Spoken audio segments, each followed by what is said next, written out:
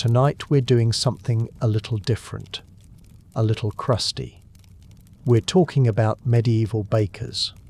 And before you click away thinking this is going to be some cozy artisan bread fantasy, where you knead dough in a rustic stone cottage while birds chirp outside, let me stop you right there. This isn't that. This is about one of the most genuinely dangerous jobs in medieval Europe. A profession where you could poison an entire town by accident, burn to death in your sleep, get fined into destitution for a loaf that was 2 ounces underweight, or spend 20 years slowly destroying your body just to make enough money to buy the bread you're selling. Medieval bakers didn't have workers' comp. They didn't have health inspections that actually protected anyone. They had guild regulations designed to squeeze profit, grain merchants who sold them contaminated stock, customers who trusted them completely and blamed them for everything, and an oven that never stopped burning. The oven was your livelihood and your constant threat of death. The grain you bought might contain a fungus that caused convulsions and hallucinations. The additives you put in the bread to meet weight standards were slowly poisoning your customers. And if anyone important got sick after eating your bread, whether it was your fault or not, you were ruined. This is the story of what it was actually like to be a baker in mid-15th century England. The real dangers. The impossible economics. The daily grind that ground you down into flour dust. It's a sleep story, so we're going to move through this slowly, with all the sensory details and atmospheric weight that made this work what it was. If you're into history that doesn't sanitize the past, if you like falling asleep to stories about how brutal ordinary life used to be, you're in the right place.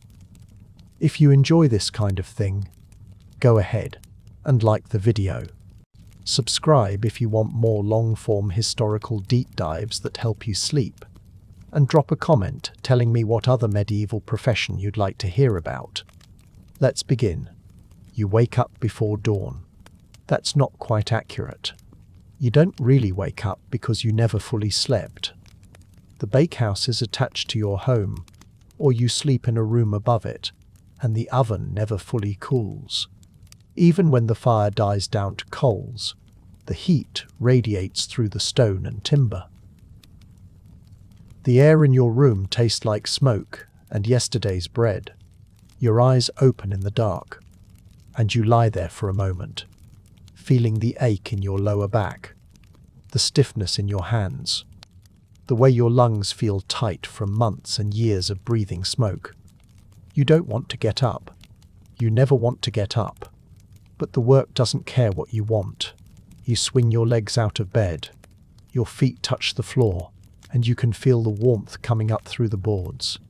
Somewhere below you, the oven is still alive, still hungry. You've been feeding it for years, and it's never satisfied. You pull on your clothes in the dark, rough wool stained with flour and sweat, and the kind of grime that never really washes out. Your hands hurt when you flex them. The joints are swollen. You're not old, not really, but your hands are older than you are. They've been kneading dough since you were young enough that the work seemed like magic instead of slow suicide. You make your way downstairs.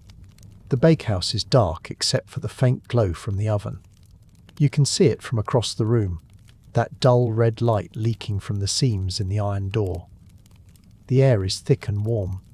Flour dust hangs in it, suspended, catching what little light there is. You've breathed so much flour dust over the years that you sometimes wonder if your lungs are just dough at this point. You cough.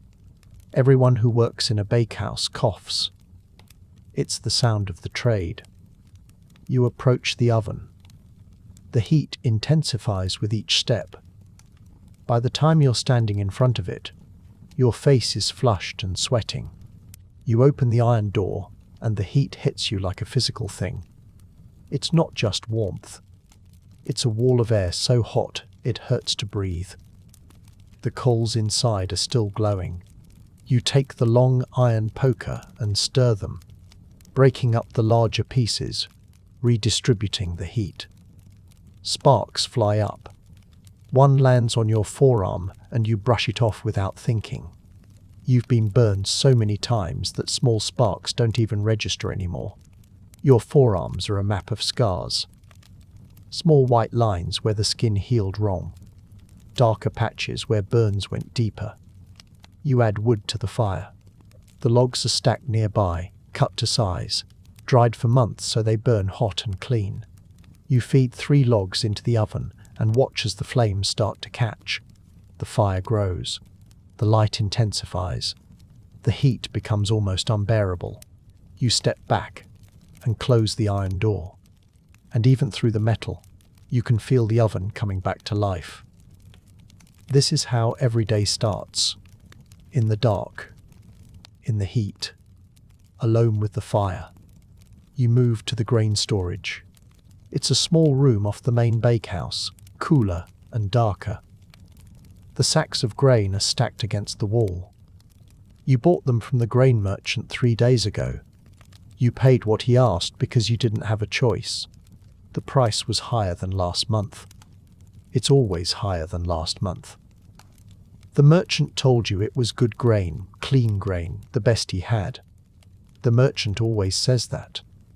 You open one of the sacks and run your hand through the grain. Barley mostly, some rye. A little wheat if you're lucky, but wheat is expensive and your customers can't afford expensive. You let the grain run through your fingers, feeling the texture, looking for anything wrong. You're checking for ergot. You've been checking for ergot your entire working life. Ergot is a fungus that grows on rye and barley, especially in wet years. It looks like dark purple or black growths mixed in with the grain. Little hard structures called sclerotia. Though you don't know that word. You just know them as the dark bits. The poison bits. If you grind them up with the grain and bake them into bread, people who eat that bread get sick. Very sick. Convulsions. Hallucinations. Gangrene in their fingers and toes. Sometimes they die. Sometimes they just lose their extremities and live with the memory of what your bread did to them. You find 3 pieces of ergot in the first handful. Your stomach tightens. You keep searching. More ergot. Not a lot, but enough. Enough that you know this grain is contaminated. Enough that you know the merchant sold you bad stock and smiled while he did it. Here's the thing. You can't afford to throw this grain away. You paid for it. You need it. If you go back to the merchant and complain, he'll shrug and tell you that's what grain looks like this year. Everyone's grain has a little ergot. It's fine if you pick out the big pieces. And he's not entirely wrong. Everyone's grain has ergot in it. Wet summers mean infected crops. There's no way around it. The question isn't whether your grain has ergot. The question is how much, and whether you can pick out enough of it to make the bread safe. Safe. That's a funny word. Nothing about this is safe. You spend the next hour picking through the grain by candlelight, pulling out the dark sclerotia and tossing them into a bucket. Your eyes strain in the dim light. You miss some. You know you miss some. The small pieces are impossible to see. They'll get ground up with the rest of the grain and baked into the bread, and someone will eat them, and maybe nothing will happen. Maybe. You measure out the grain you need for today's batch. Enough for 40 loaves. The guild regulates how much each loaf should weigh. 16 ounces. Not 15. Not 17. 16. If a guild inspector weighs your loaves and finds them underweight, you're fined. The fine is steep enough to wipe out a week's profit. If it happens repeatedly, you lose your right to bake. Your livelihood ends, so you measure carefully. You add a little extra to account for moisture loss during baking. You've done this calculation so many times you don't even think about it anymore. You carry the grain to the grinding stone.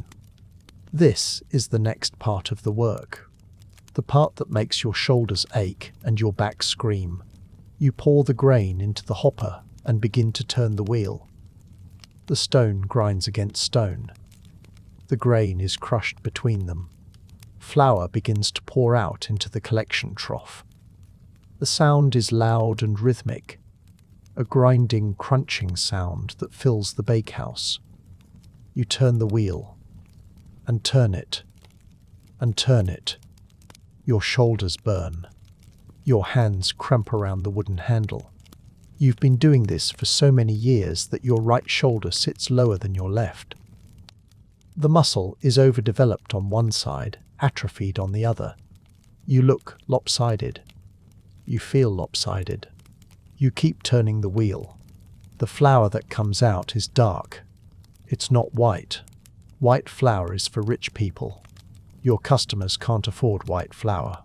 This is whole grain flour, dark brown and coarse, with bits of bran and germ, and probably some ergot you missed. It smells earthy and slightly sour.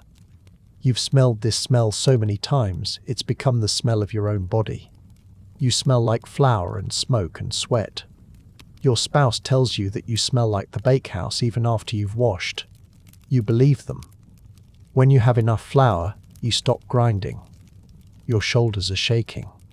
You wipe the sweat from your face and it comes away grey with flour dust. Everything in the bakehouse is covered in a fine layer of flour. The floor, the walls, your clothes, your skin. You breathe it. You eat it. It's in your hair, and under your fingernails, and in the creases of your neck. You carry the flour to the kneading area. This is a long wooden table, stained dark with years of use. The wood is smooth where countless hands have worked dough. You dump the flour onto the table in a pile. You make a well in the center. You add water from the bucket. You add salt. Not much salt. Salt is expensive. Just enough to make the bread taste like something other than despair. You begin to mix the flour and water together. Your hands work in circles, gradually incorporating the dry flour into the wet center. The dough begins to form. It's shaggy at first, rough and uneven. You keep working it. Your hands push and fold and turn. The dough becomes smoother, more cohesive. You can feel it changing under your hands. This is the part of the work that people romanticize. The kneading. The connection between baker and bread. The craft. Let's be clear. Kneading dough for hours every day destroys your hands. The repetitive motion inflames the joints. Arthritis sets in early. Your knuckles swell. Your fingers stiffen. The dough absorbs moisture from your skin, leaving your hands dry and cracked. The cracks bleed. The blood gets into the dough. You keep kneading. What else are you going to do? Stop. You can't stop. The bread has to be made. The customers are waiting. The guild is watching. The oven is burning. You knead for an hour, maybe longer. Time becomes elastic in the bakehouse. The rhythm of the work takes over. Push. Fold. Turn. Push. Fold. Turn. Your mind wanders. You think about the ergot you found in the grain. You think about the customers who will eat this bread. You think about whether anyone will get sick. You think about whether you'll be blamed. You think about the fine you'll have to pay if the guild inspector finds your loaves underweight. You think about the fire in the oven and whether the brickwork is starting to crack. You think about the grain merchant and his lying smile. You think about your spouse and whether you're making enough money to keep food on the table. You think about your hands and how much they hurt and how many more years you can do this. You don't think about quitting. There's nothing else to do. This is what you know. This is what you are. A baker. A person who makes bread. A person who feeds people and poisons them and gets blamed for both. The dough is ready. You can tell by the texture. It's smooth and elastic. When you press your finger into it, the indentation slowly springs back. You divide the dough into portions. 40 portions. Each one carefully weighed. You have a small scale on the table. You weigh each portion and adjust. Add a little here. Remove a little there. The guild inspector will weigh the finished loaves, and they need to be exactly 16 ounces. You account for moisture loss during baking. You've done this calculation so many times, you could do it in your sleep. You probably have done it in your sleep. You shape each portion into a round loaf. Your hands move automatically. Cut the dough, rotate, tuck the edges under. Create surface tension. The loaves sit on the table in rows. 40 small mounds of dough. 40 potential problems. 40 chances for something to go wrong. But first, you need to add the other ingredients. The ones that aren't in the guild regulations. The ones that everyone uses, but no one talks about.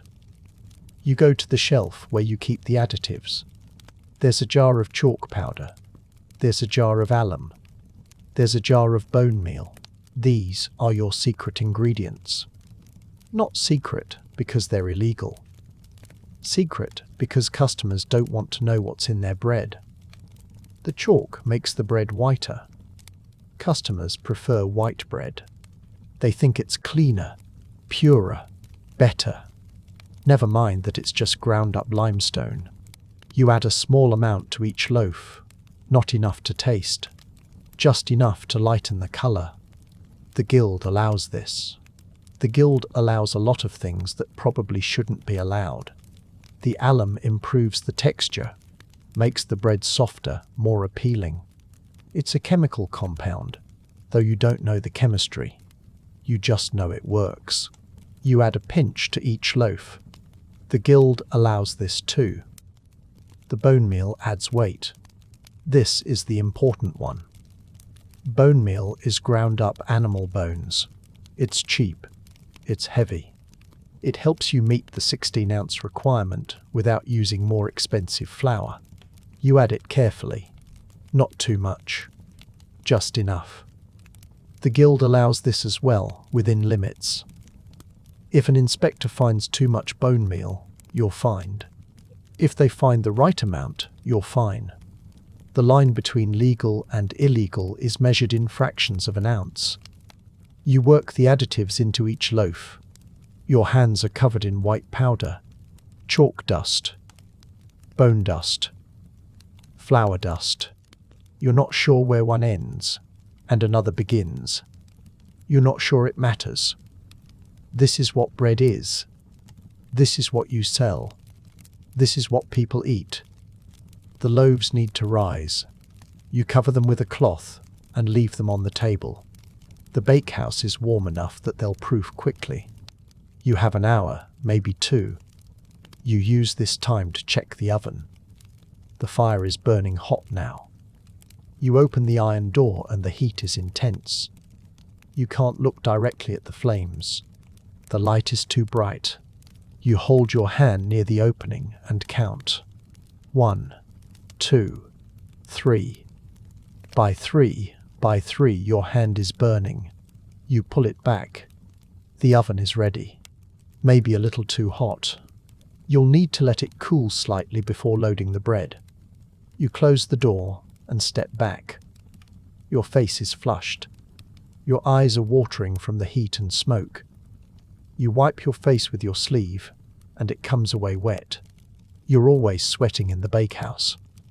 Summer or winter, it doesn't matter. The oven makes its own climate. You go outside for a moment. The air is cool and damp.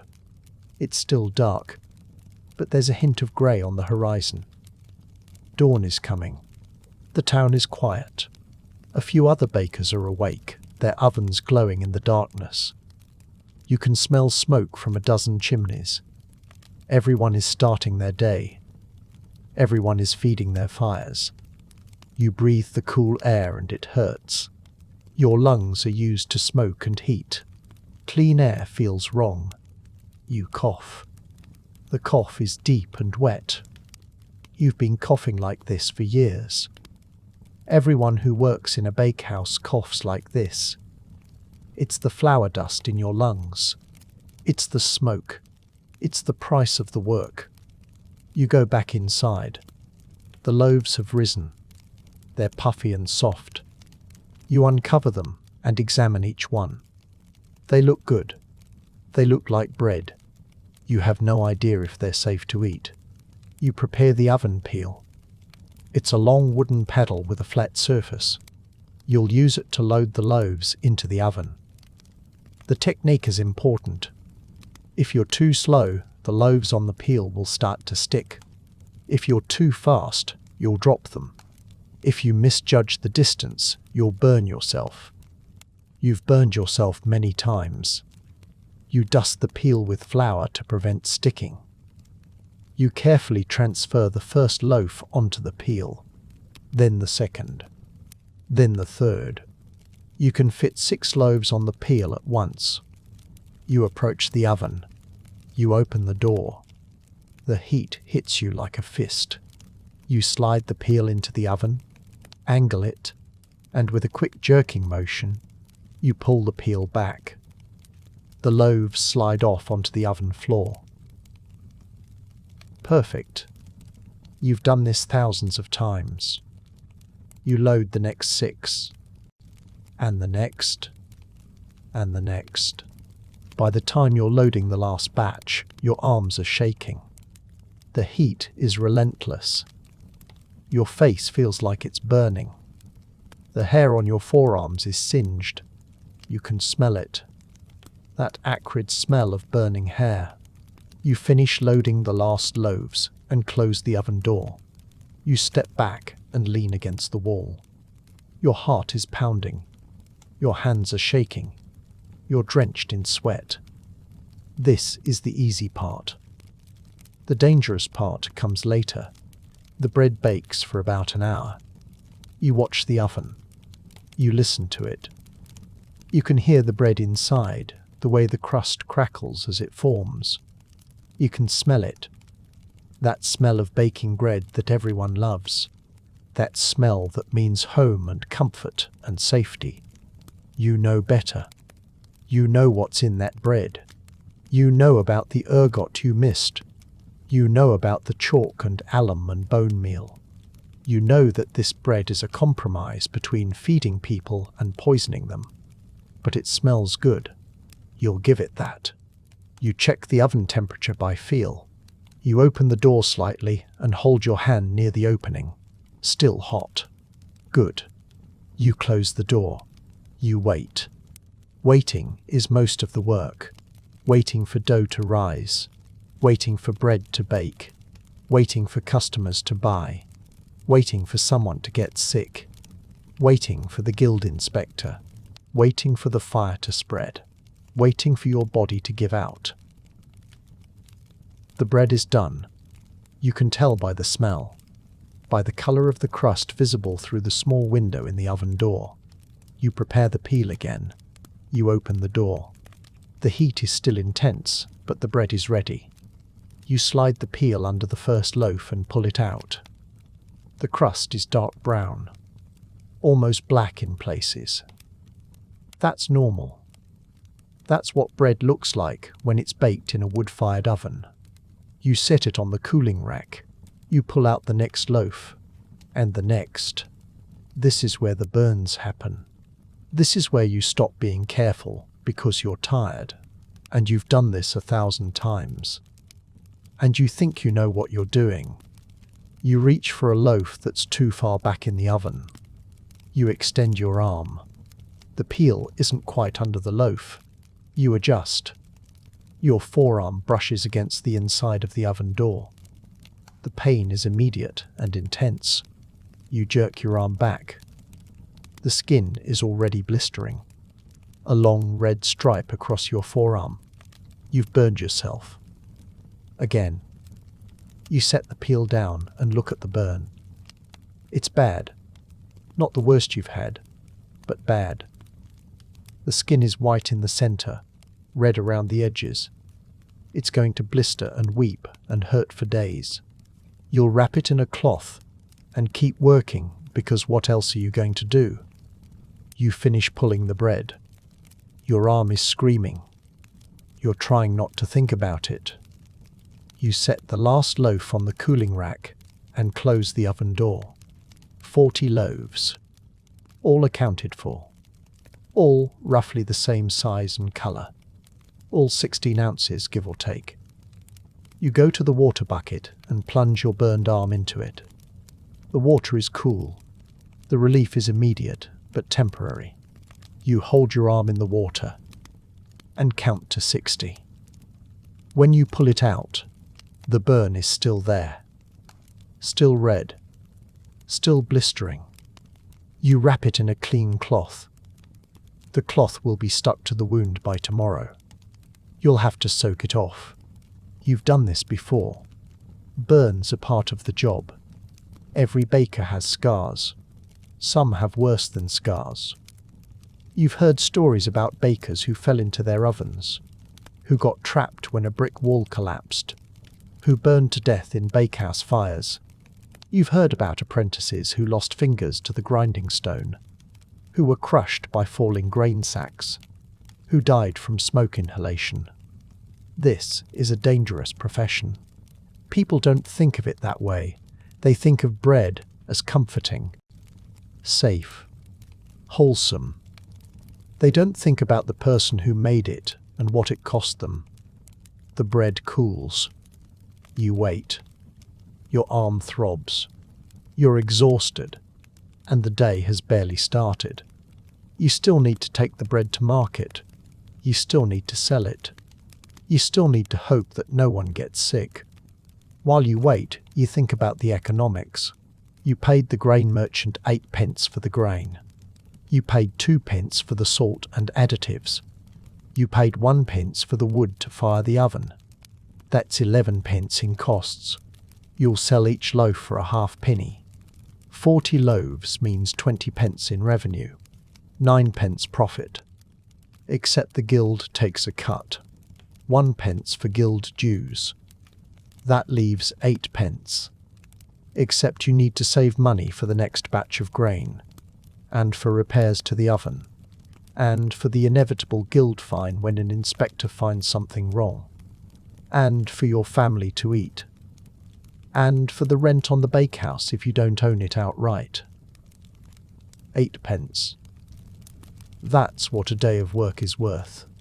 That's what you get for waking up before dawn, breathing smoke and flour dust, burning yourself, kneading dough until your hands are destroyed, and selling bread that might poison someone. You can't charge more. The guild sets the price. You can't use cheaper ingredients. The guild inspects. You can't make fewer loaves. You need the volume to survive. You're trapped. The only way to make more money is to cut corners. Use more bone meal. Pick out less ergot. Add more chalk. Hope no one notices. Hope no one gets sick. Hope the guild inspector doesn't catch you. This is the real danger. Not the burns. Not the fire. The economic trap. The fact that doing this job correctly means you can barely survive, and doing it incorrectly means you might kill someone. The bread is cool enough to handle. You load the loaves into a large basket. The basket is heavy. 40 loaves of bread weigh 40 pounds. You lift it and your back protests. Your shoulders protest. Your burned arm protests. You ignore all of it. You carry the basket outside. The sun is up now. The town is waking. People are opening their shutters. Smoke rises from chimneys. The streets are muddy and smell like sewage. The gutters run with waste. You walk carefully, trying not to slip. If you fall and drop the basket, the bread will be ruined. You'll lose a day's work. You'll lose 9 pence. You can't afford to fall. You reach the market square. Other bakers are already there, setting up their stalls. You nod to them. They nod back. You're competitors, but you're also colleagues. You all face the same dangers, the same impossible economics, the same guild regulations, the same risk of poisoning someone and being blamed for it. You set up your stall. You arrange the loaves in neat rows. They look good, dark and crusty and substantial. They look like honest bread. You hope they are. You hope the ergot you picked out was enough. You hope the additives aren't too much. You hope no one gets sick. Customers start to arrive. They're ordinary people. Labourers. Servants. Craftspeople. People who work hard and don't have much money. They need bread. They need it cheap. They trust you to provide it. They don't ask what's in it. They don't want to know. A woman approaches. She's thin and tired looking. She has 3 children with her. She asks for 2 loaves. You hand them to her. She gives you a penny. You give her change. She takes the bread and leaves. You watch her go. You wonder if she'll be fine. You wonder if her children will be fine. You wonder if you just poisoned them. More customers come. You sell loaves steadily. People are hungry. Bread is the foundation of their diet. They eat it with every meal. They depend on it. They depend on you. The weight of that dependence sits on your shoulders like the basket of bread, heavy and inescapable. By midday, you've sold 30 loaves. 10 remain. You're hoping to sell them all.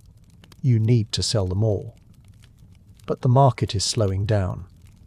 People have bought what they need. You wait. You stand in the sun. Your burned arm throbs. Your back aches. Your hands hurt. You're tired. You're always tired. A man approaches. He's well dressed, not rich, but comfortable. He looks at your bread. He picks up a loaf and examines it. He squeezes it. He smells it. He looks at you. This bread is dark, he says. It's whole grain, you say. Good bread. Filling. It's not white, he says. White bread costs more, you say. This is what you can afford. He frowns. He's not happy. But he buys 2 loaves anyway. He needs bread. Everyone needs bread. He pays and leaves. You watch him go. You wonder if he'll complain to the guild. You wonder if he'll get sick and blame you. You wonder if you should have added more chalk to make the bread whiter. You sell the last loaves by late afternoon. All 40 gone. 20 pence in your pocket. Minus costs. Minus guild dues. 8 pence profit. You pack up your stall and walk home. Your body is screaming. Every step hurts. You're thinking about the bed you barely slept in last night. You're thinking about doing this all again tomorrow. You reach home. Your spouse is there. They ask how the day went. You say it went fine. You don't mention the burn on your arm. You don't mention the ergot in the grain. You don't mention the fear that sits in your stomach like a stone. You just say it went fine. You eat a small meal. Bread, of course. Day-old bread from yesterday's batch. It's hard and stale, but it's food. You're too tired to taste it. You're too tired to care. You eat mechanically.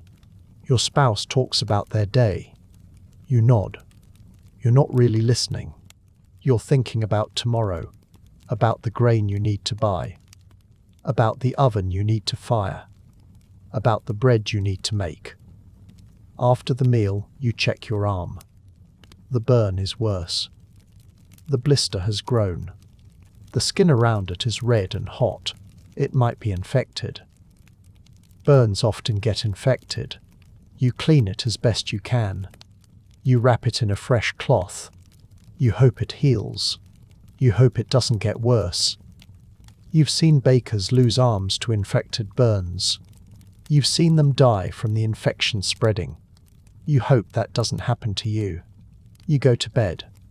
The bakehouse is below you. The oven is cooling, but still warm. You can feel the heat through the floor. You lie in bed and stare at the ceiling. Your body aches. Your arm throbs. Your hands hurt. Your back hurts. Your lungs hurt. Everything hurts. You think about the bread you sold today. You think about the people who bought it. You think about whether they're fine. You think about whether they're eating it right now. You think about whether they're getting sick. You think about ergot poisoning. You've heard the stories. Convulsions. Hallucinations. People seeing demons. People's fingers and toes turning black and falling off. People dying in agony. You think about whether your bread will do that to someone. You think about the guild inspector. He could show up tomorrow. He could weigh your loaves. He could find them underweight. He could fine you. He could take away your right to bake. He could destroy you. You think about the grain merchant. He sold you contaminated grain. He knew it was contaminated. He didn't care. You think about the customers who trust you, who depend on you, who have no idea what's in the bread they're eating. You think about quitting. You think about doing something else. Anything else. But what? You're a baker. It's what you know. It's what you are. There's nothing else. You're trapped in this profession the same way you're trapped in this bed. Too tired to move. Too anxious to sleep. You close your eyes. You try to sleep. The oven is still warm below you. The heat rises through the floor. You're never really away from the bakehouse. Even when you're sleeping, you're there. The smell of smoke and flour is in your hair, on your skin, in your lungs. You are the bakehouse. The bakehouse is you. You drift into a shallow, restless sleep. You dream about bread. You dream about fire. You dream about customers getting sick. You dream about the guild inspector weighing your loaves and finding them wanting. You dream about the grain merchant laughing. You dream about your hands, swollen and useless. You dream about the oven, burning hotter and hotter until the whole bakehouse is on fire. You wake up. It's still dark. You've slept for a few hours. Maybe. You're not sure. Time is strange when you're this tired. You lie in bed and listen to the silence. The oven is quiet. The town is quiet. You should get up. You should start the fire. You should begin the work. But you lie there for a moment longer. Just a moment. Just a brief respite before it all starts again. Then you get up. Because you have to. Because the bread won't make itself. Because people are depending on you. Because this is what you do. This is who you are. A baker. A person who makes bread. A person who feeds people and maybe poisons them. A person who burns themselves and breathes smoke and destroys their body one day at a time. You go downstairs. You open the oven door. The coals are cold. You start again. You add kindling. You add wood. You light the fire. The flames catch. The oven begins to warm.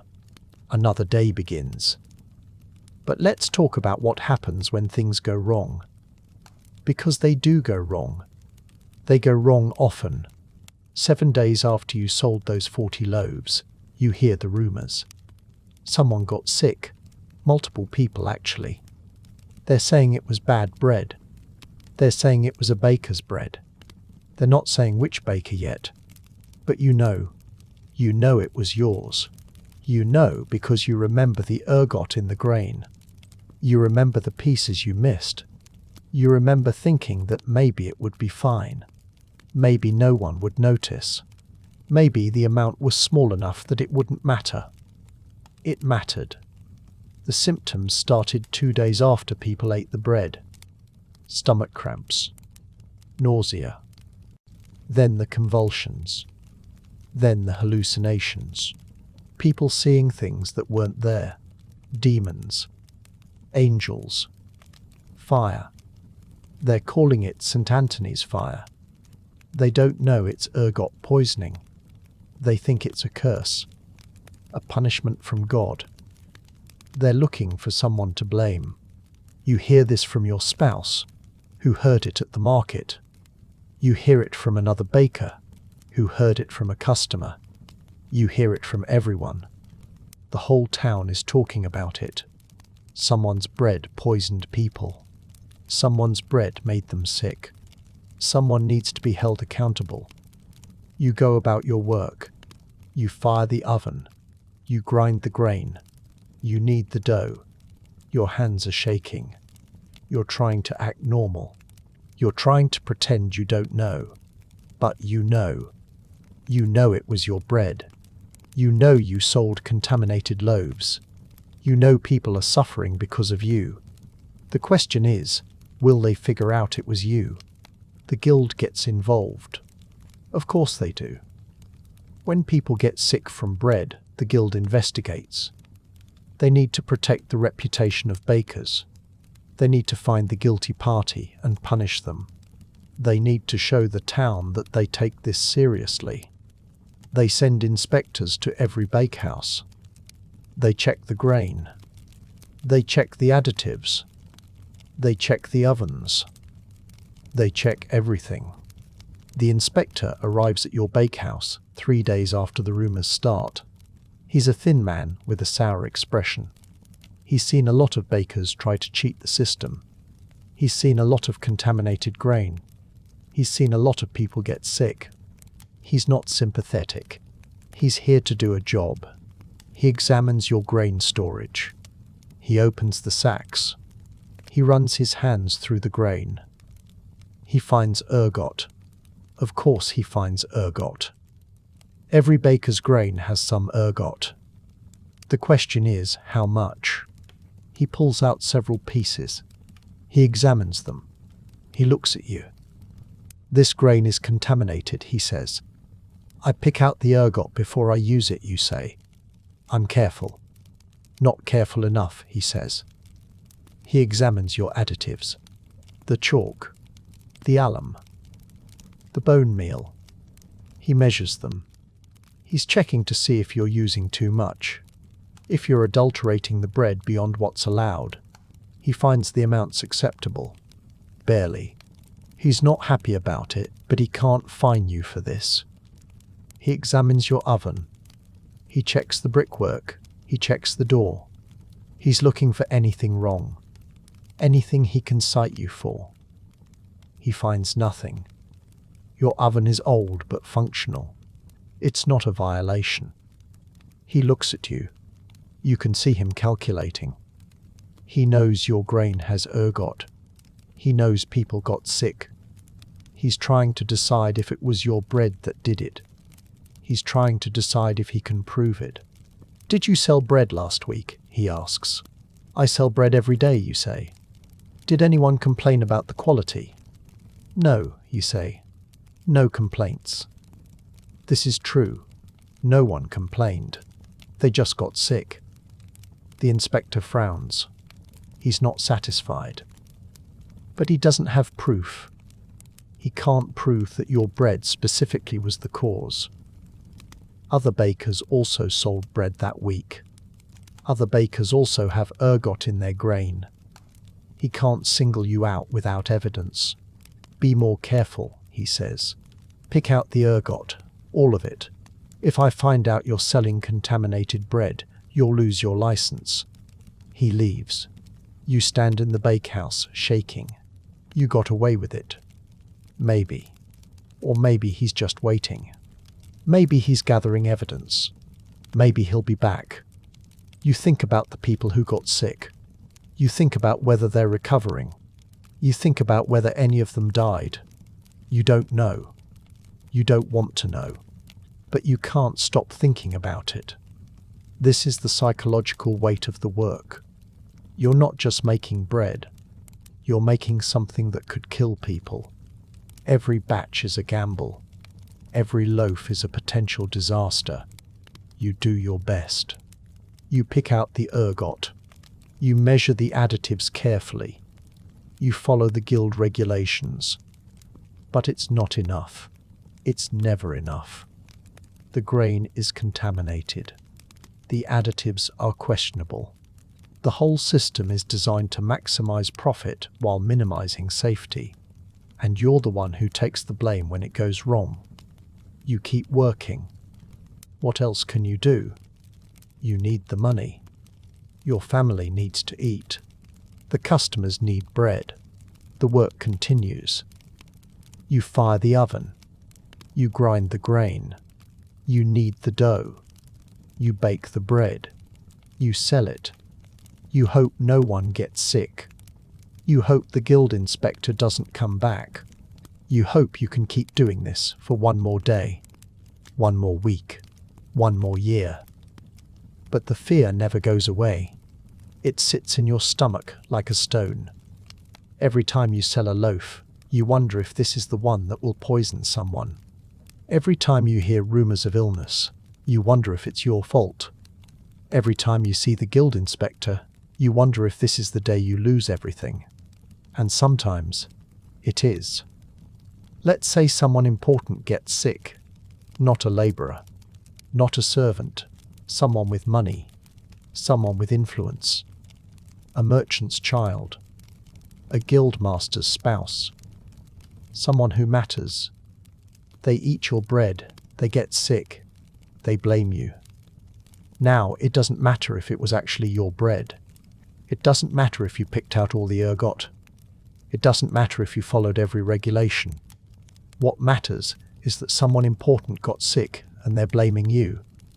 And when someone important blames you, the guild listens. The inspector comes back. This time he's not alone. He brings the guild master. They examine everything again. They find the same ergot in your grain. They find the same additives. They find the same oven. But this time, it's not acceptable. This time, they're looking for a reason to punish you. And they find it. This grain is too contaminated, the guildmaster says. You should have refused it. The merchant said it was good grain, you say. Everyone's grain has ergot this year. That's not an excuse, he says. You're responsible for what you sell. They fine you. 5 shillings. That's 60 pence. That's more than a week's profit.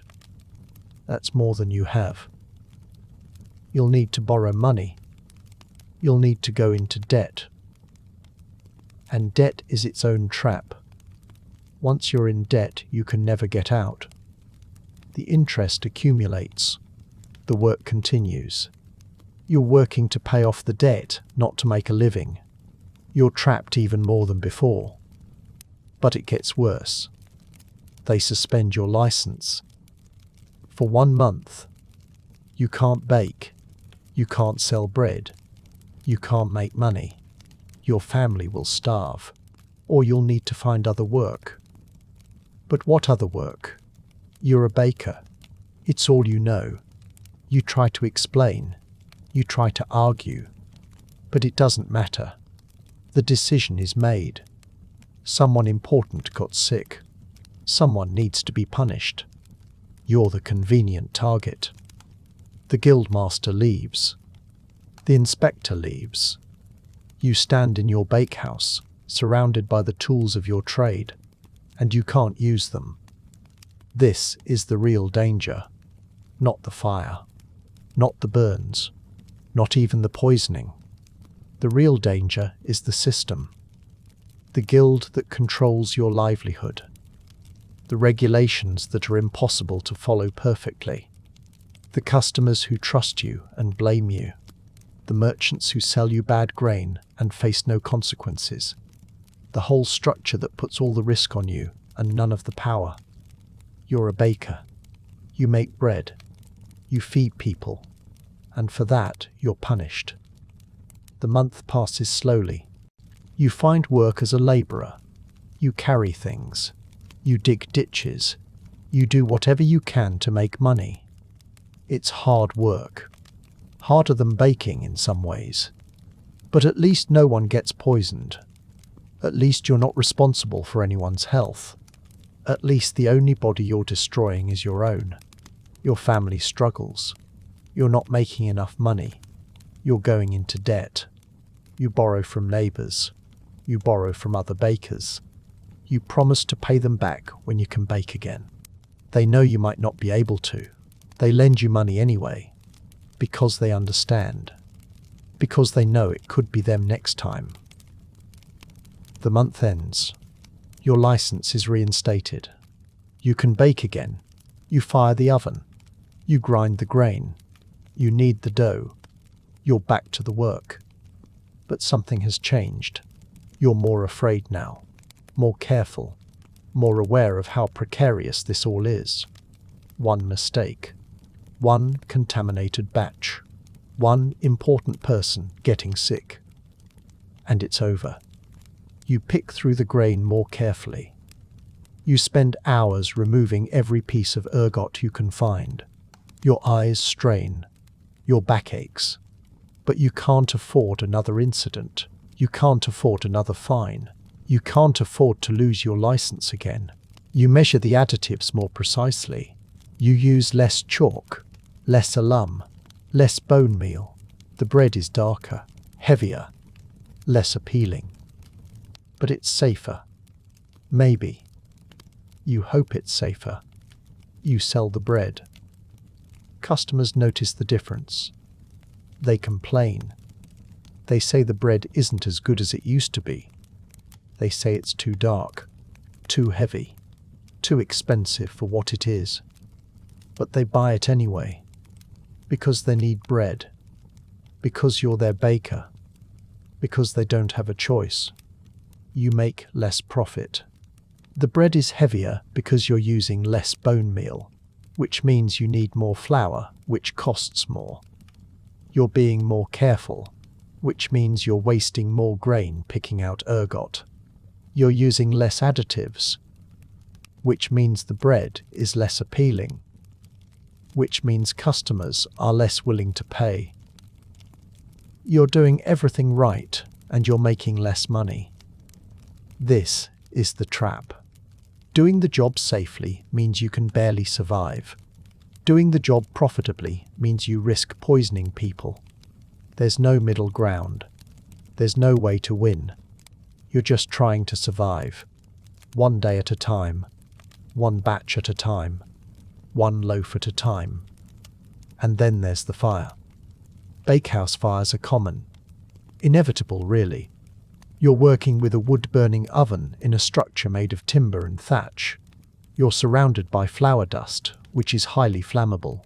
You're exhausted and working long hours, which means you make mistakes. You forget to check the chimney. You forget to clear the flour dust. You forget to maintain the oven properly.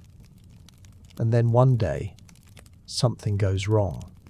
Maybe it's a spark from the oven that lands on a pile of flour sacks. Maybe it's a crack in the chimney that lets flames into the walls. Maybe it's the oven itself, the brickwork finally giving way after years of use. Maybe it's just bad luck. A gust of wind. A moment of inattention. A mistake you didn't even know you made. The fire starts small. You might not even notice it at first. A little smoke. A little heat. Nothing unusual in a bakehouse. But then it grows. The flames catch on the timber. They spread to the thatch roof. They feed on the flour dust in the air. And suddenly, the whole bakehouse is burning. You have seconds to react. You grab what you can. Tools, money, anything valuable. But mostly, you just run. You get out. You watch from the street as your livelihood burns. The flames are bright and hot. The smoke is thick and black. The whole structure is engulfed. There's nothing you can do. The fire is too big, too fast, too hungry. Other people come to watch. Neighbours, other bakers, the guild master. They stand in the street and watch your bakehouse burn. Some of them try to help. They form a bucket line. They throw water on the flames. But it's not enough. It's never enough. The fire burns until there's nothing left to burn. By morning, the bakehouse is gone. Just a pile of ash and charred timber. The oven is still standing. Barely. The brickwork is cracked and blackened. Everything else is destroyed. Your tools, your grain, your additives, your livelihood. Gone. You stand in the ruins and try to understand what this means. You need to rebuild. But rebuilding costs money. Money you don't have. You're already in debt from the guild fine. You're already struggling to make ends meet. How are you supposed to rebuild? You could borrow more money. Go deeper into debt. Spend the rest of your life working to pay it off. Or you could give up. Find other work. Stop being a baker. Stop feeding people. Stop poisoning them. Stop burning yourself. Stop breathing smoke and flour dust. Stop destroying your body one day at a time. But you don't give up. Because you're a baker. It's what you know. It's what you are. You borrow the money. You rebuild. You start again. You fire the oven. You grind the grain. You knead the dough. You bake the bread. You sell it. You hope no one gets sick. You hope the fire doesn't come back. You hope you can keep doing this for one more day, one more week, one more year. This is what it means to be a medieval baker. This is the reality behind the romantic image of fresh bread and cozy ovens. This is the danger, the fear, the impossible economics, the constant threat of fire, poisoning, guild punishment, customer blame, and physical destruction. This is the work that feeds people. This is the work that no one thinks about. This is the work that destroys you. Let's talk about your body. Because that's the other thing no one considers. The long-term physical toll of this work. You've been baking for 20 years. You started as an apprentice when you were young. Your hands were smooth then.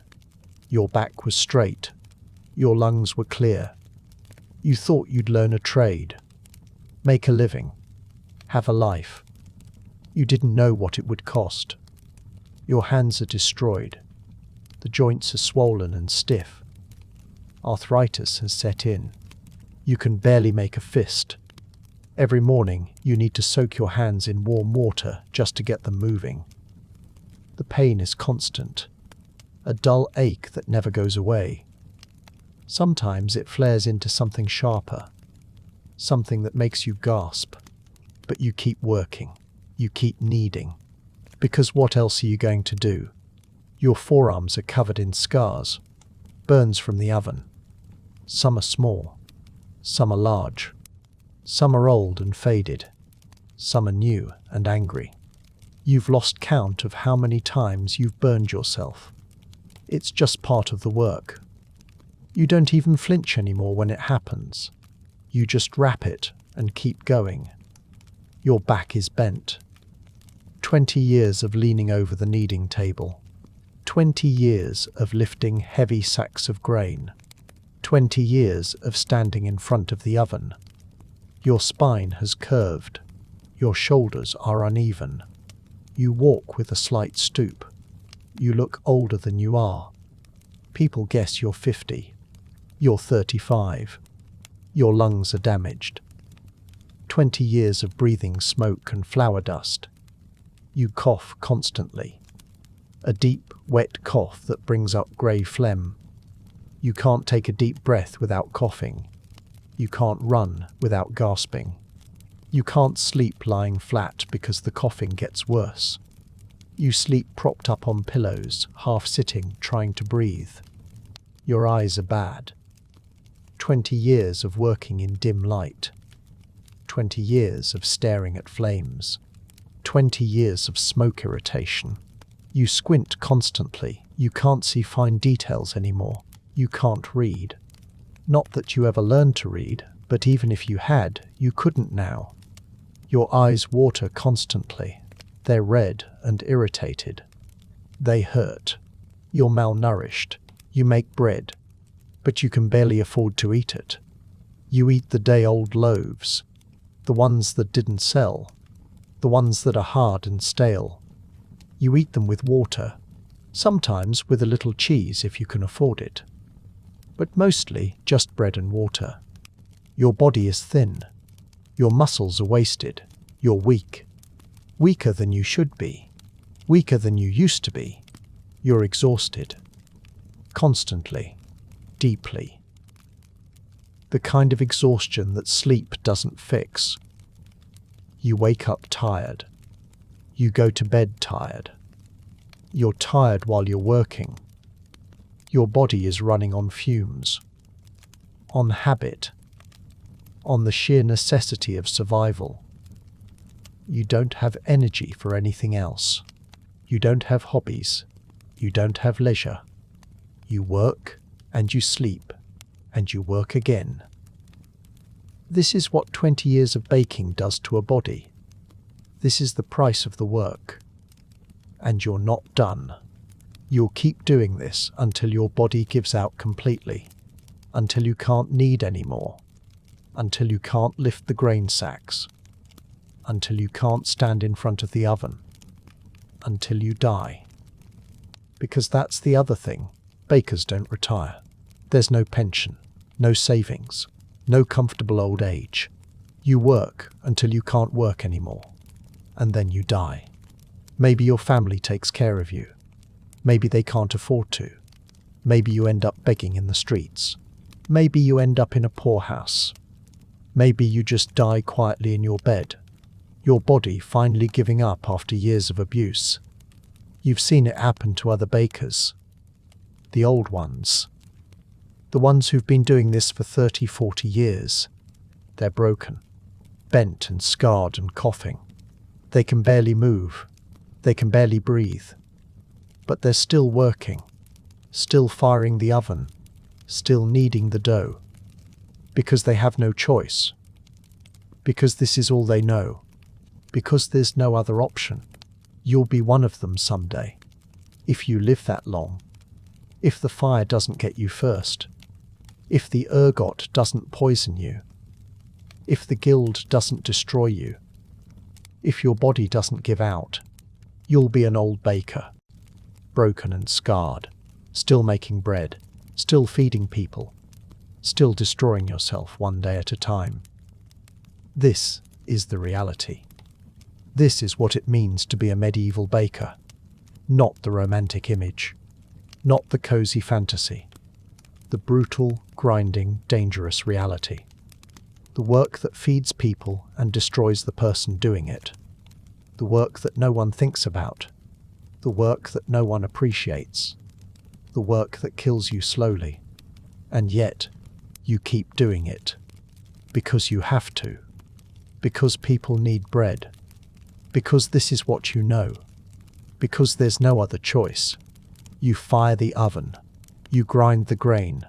You knead the dough. You bake the bread. You sell it. You hope no one gets sick. You hope you don't get sick. You hope you can keep doing this for one more day. One more day. That's all you can think about. Not next week, not next year, just today. Just this batch. Just these 40 loaves. Just getting through the work without burning yourself too badly. Without poisoning anyone. Without the guild inspector showing up. Without the fire starting. Without your body giving out. One more day. You wake up before dawn. Again. You fire the oven. Again. You grind the grain. Again. You knead the dough. Again. Your hands hurt. Your back hurts. Your lungs hurt. Everything hurts. But you keep working. Because this is what you do. This is who you are. A baker. A person who makes bread. A person who feeds people and maybe poisons them. A person who burns themselves and breathes smoke and destroys their body one day at a time. A person who is essential and exploited, needed and blamed, trusted and suspected. You're a medieval baker, and this is your life. Dangerous, exhausting, precarious, brutal, and absolutely necessary. Because people need bread, and someone has to make it, and that someone is you. The work continues. The oven burns. The grain is ground. The dough is kneaded. The bread is baked. The customers are fed. The cycle repeats. Day after day. Week after week. Year after year. Until you can't do it anymore. Until your body gives out. Until the fire takes you. Until the guild destroys you. Until the ergot poisons you. Until you die. This is the danger of being a medieval baker. Not just the immediate threats, the burns, the fire, the poisoning, but the long, slow destruction. The grinding down of your body and spirit. The impossible economics. The constant fear. The knowledge that you're one mistake away from ruin. One contaminated batch away from killing someone. One guild inspection away from losing everything. And yet the work is essential. People need bread. Society depends on it. Without bakers, people starve. Without bread, civilization collapses. You're doing important work. Necessary work. Work that matters. But no one cares about that when you're standing in the ruins of your burned bakehouse. No one cares about that when you're being fined for selling contaminated bread. No one cares about that when your hands are so arthritic you can barely hold a spoon. No one cares about that when you're coughing up blood from years of smoke inhalation. You're essential until you're not. You're valued until something goes wrong. You're trusted until someone gets sick. And then you're blamed. You're punished. You're destroyed. This is the reality of being a medieval baker. This is what the history books don't tell you. This is what the romantic fantasies ignore. This is the truth behind the bread. And the truth is brutal. You're standing in your bakehouse. It's before dawn. The oven is warming. The grain is waiting. The work is beginning. Again. Your body is screaming. Your mind is exhausted. But you're here. You're doing it. Because you have to. Because this is what you do. You're a baker. And this is your life. Dangerous. Exhausting. Precarious. Essential. And absolutely, brutally real. The bread must be made. The people must be fed. The work must continue.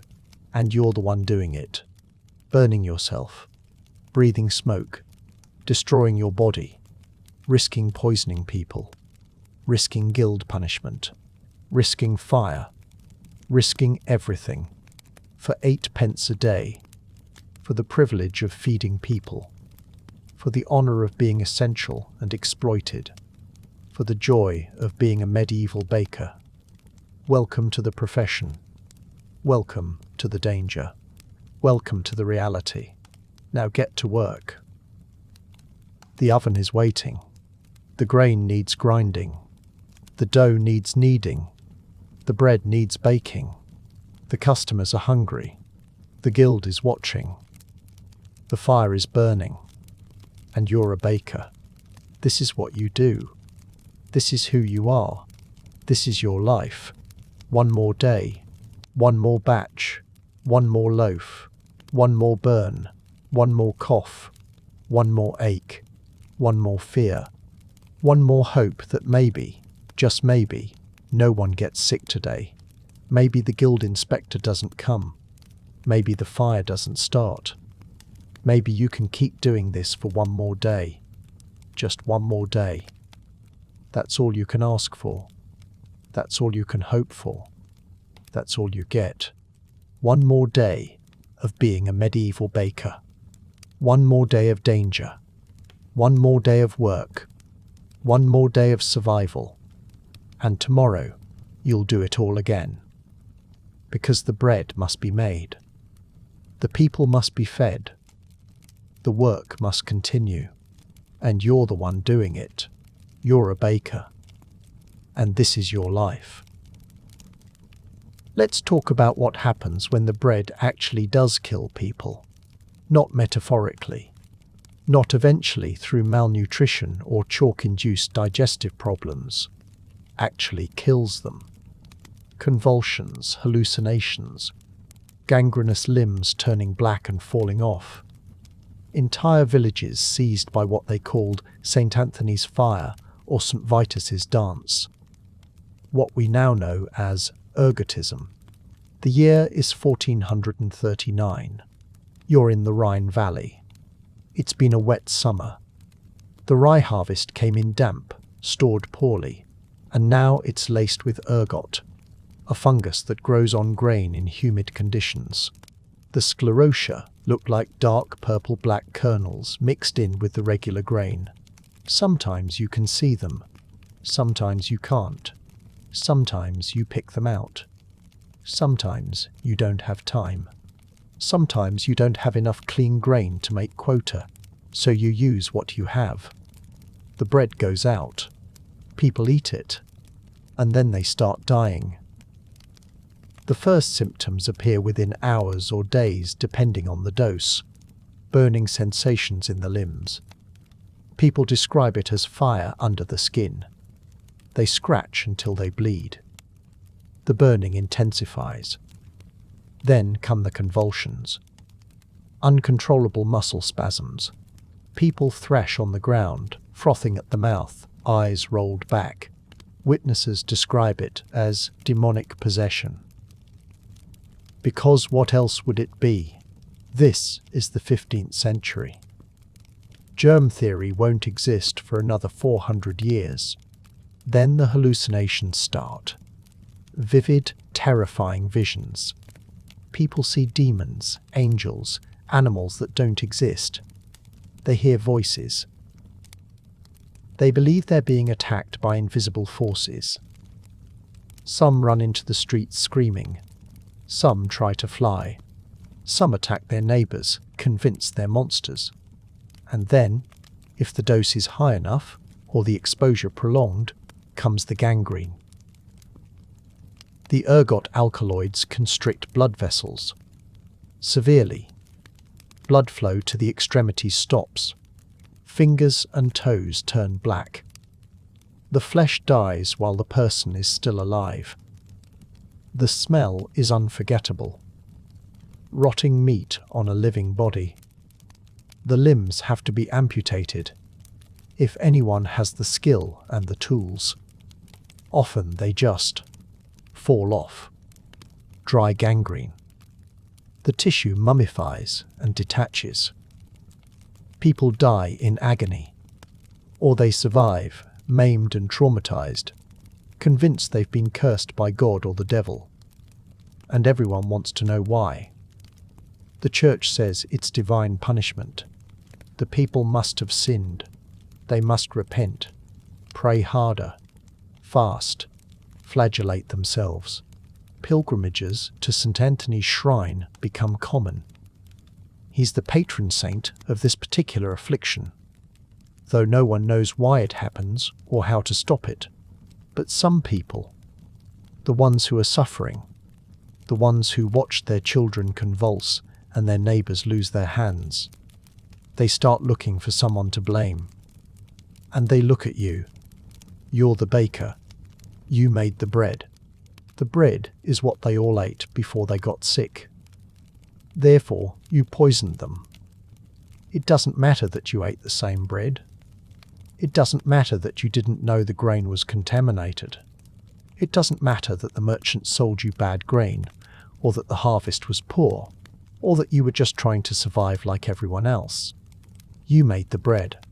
People died. You're responsible. The accusations start as whispers. Then they become shouts. Then they become a mob outside your bakehouse. In some towns, bakers were dragged into the street and beaten. In others, they were brought before the guild or the local magistrate. If you were lucky, you'd be fined into destitution and banned from baking. If you were unlucky, you'd be executed as a poisoner, hanged or burned or drowned, depending on local custom. There are records of this, documented cases across medieval Europe where bakers were blamed for ergot poisoning outbreaks. Some were killed by mobs before any trial could happen. Some were tried and found guilty based on nothing but the fact that people got sick after eating their bread. Some fled and never came back. And here's the thing, sometimes the bakers knew. Not about ergot specifically. They didn't have the scientific framework to understand fungal alkaloids and vasoconstriction. But they knew the grain was bad. They could see the discoloured kernels. They could smell something off. And they used it anyway because the alternative was not baking, which meant not eating, which meant dying slower, but just as certainly. So when the accusations came, when the mob formed, when the magistrate asked, "Did you know the grain was contaminated?" What do you say? Yes, I knew something was wrong with it, but I used it anyway because I had no choice. Is not a defense that saves you. No, I had no idea. Is a lie that might save you if they believe it. If you're convincing enough. If someone more important doesn't need a scapegoat. You're standing in front of people whose children died screaming, whose spouses lost their hands, who are in pain right now, burning from the inside, and they want someone to suffer for it. And you're the someone. The Rhineland outbreak of 1439 killed an estimated 40,000 people. 40,000. The chronicles describe entire villages afflicted. Pilgrims flooding the roads to St. Anthony's shrine, hoping for a miracle. Mass graves. Panic. And bakers scattered across the region, trying to figure out if they should run or stay. If they should stop baking or keep working. If they're about to be murdered by their own customers. Some towns tried to regulate grain quality more strictly after outbreaks. Inspectors would check for discoloured kernels. But the inspectors didn't know what they were looking for any more than the bakers did. And even when they found bad grain, the question remained, what do you do with it? Throw it away. When people are starving. When the harvest was already poor. You use it.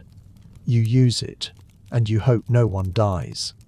And when they do die, you hope they don't blame you. That's the calculus. That's the reality. And it happened again. And again.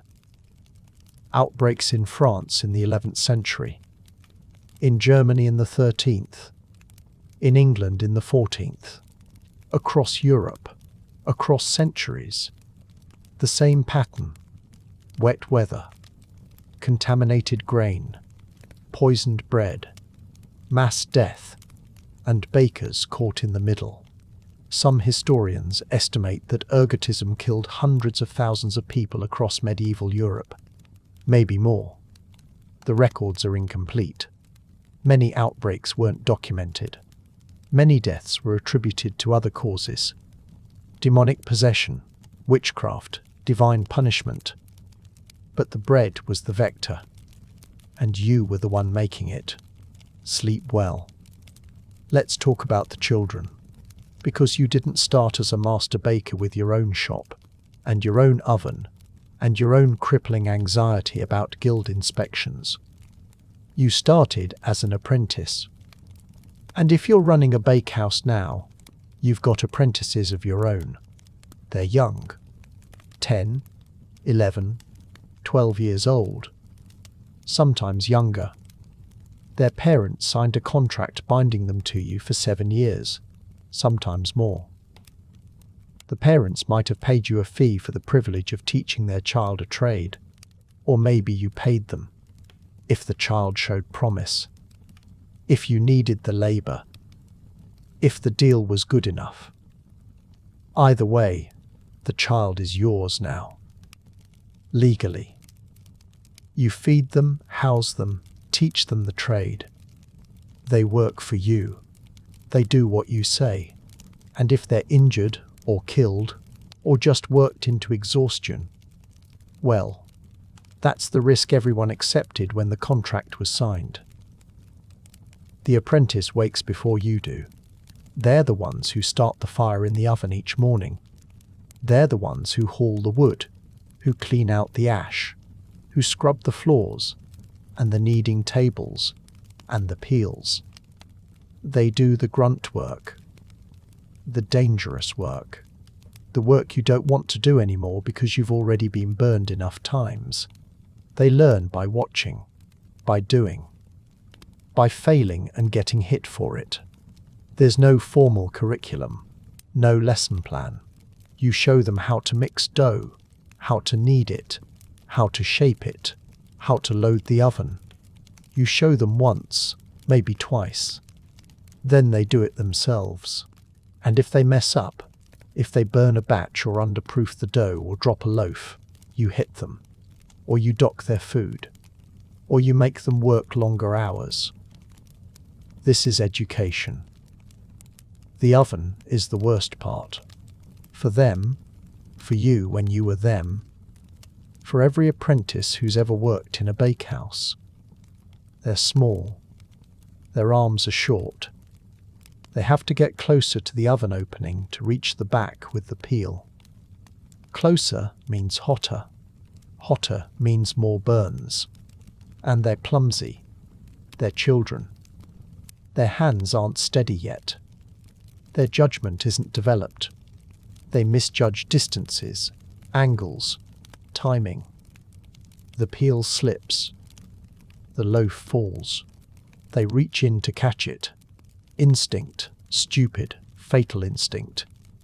And their hand goes into the oven. 3rd-degree burns. The skin blackens and splits. The smell is immediate and nauseating.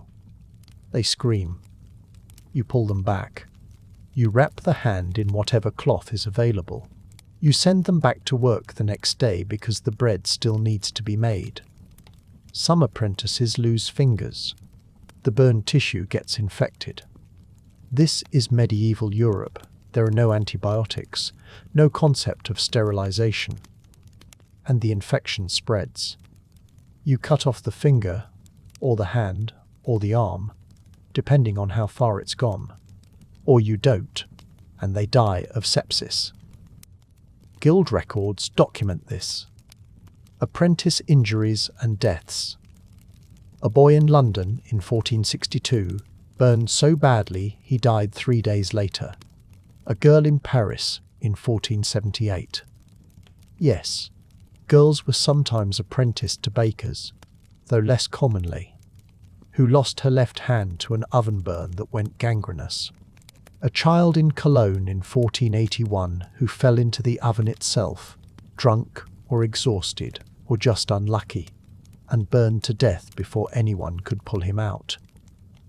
These aren't anomalies.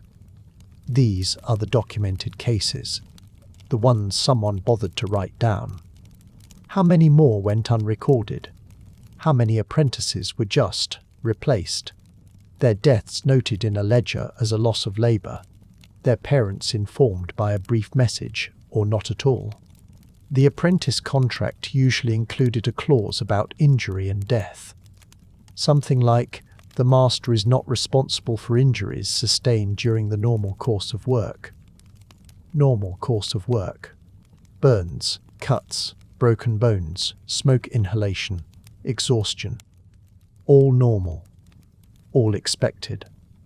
All the apprentice's problem. If an apprentice died, the parents might demand compensation. Might. If they had any leverage, any social standing, any ability to make noise. Most didn't. Most were poor. That's why they apprenticed their child in the first place. One less mouth to feed. And maybe the child learns a trade and survives to adulthood and supports them later. Maybe. The apprentice sleeps in the bakehouse, on the floor, or on a bench, or in a corner near the oven where it's warm. They're on call all night. If the fire dies, they restart it. If something goes wrong, they fix it. If you wake up and want something done, they do it. They eat the scraps. The burned bread, the misshapen loaves, the ones that didn't meet guild standards. Sometimes they eat the dough raw because they're hungry and there's nothing else. Raw dough causes stomach problems, bloating, cramps, vomiting. They learn to tolerate it. They grow up fast. Or they don't grow up at all. By the time they're 16, 17, if they've survived, they're journeymen.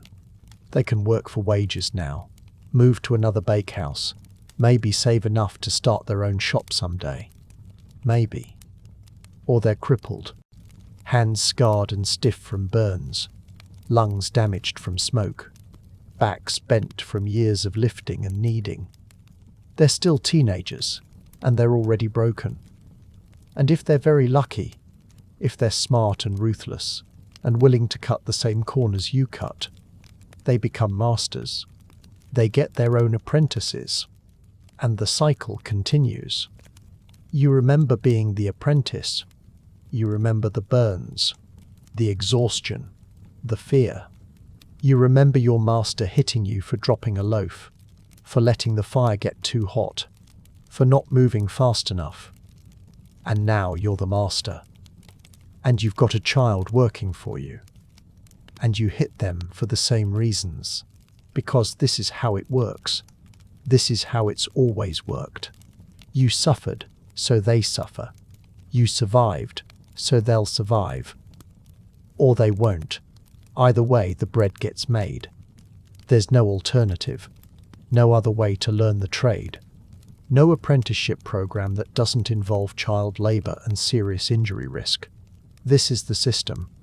The guild enforces it. The law permits it. Society accepts it. And the children keep coming. Because their parents have no choice. Because this is better than starving. Because maybe, just maybe, this child will be one of the lucky ones who survives and prospers. Spoiler, most of them aren't. You're kneading dough and your apprentice is beside you, doing the same.